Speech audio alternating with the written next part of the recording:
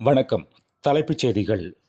Norway chess 2026 தொடரில் முதல் இந்தியராக பட்டம் வென்று வரலாற்று சாதனை படைத்து பிரகஞ்சனந்தாவுக்கு தமிழக அரசு சார்பில் ரூபாய் 50 லட்சம் ஊக்கத்தொகைக்கான காசோலை வழங்கி முதல்வர் விஜய் பாராட்டு.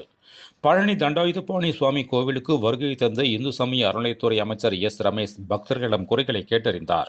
கரூர் மாநகராட்சி கூட்டரங்கில் முன்னாள் முதல்வர் ஸ்டாலின் படம் வைக்கப்பட்டிருந்ததை கண்டித்து அதிமுக, காங்கிரஸ் கவுன்சிலர்கள் போராட்டம். முன்னாள் முதல்வர் பழனிசாமி, காமராஜர் படங்களை வைக்க கோரி வாக்குவாதம். மின்வாரிய தலைமை அலுவலக ஹார்ட் டிஸ்க் திருட்டு வழக்கு சிபிசிஐடிக்கு மாற்றம் செய்யப்பட்டது. சென்னை பெங்களூரு நெடுஞ்சாலையில் பழைய கரிணி மென்பொருட்களை ஏற்றிச் சென்ற லாரி தீப்பற்றி எரிந்ததில் ரூபாய் 20 லட்சம் மதிப்புள்ள பொருட்கள் நாசம். ஈரானிலிருந்து இந்தியர்கள் அவசரமாக வெளியேற வேண்டும், மிக முக்கியமான உத்தரவுகளை பிறப்பித்தது மத்திய அரசு. சட்ட விதியின்படி சொத்து கணக்கை மேயர் பிரியா உட்பட 157 கவுன்சிலர்கள் அளிக்கவில்லை. சென்னை மாநகராட்சி தகவல்.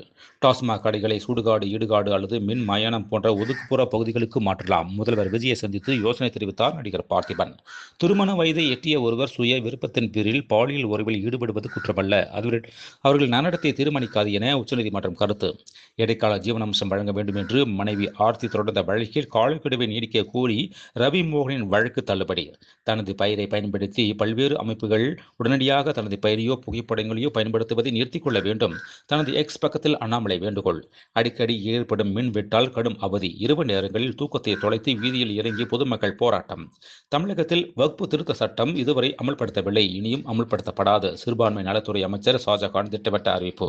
மேலும் விரிவான செய்திகளுக்கு அரசியல் ராஜ்யம் மின் இதழை படியுங்கள். நன்றி, வணக்கம்.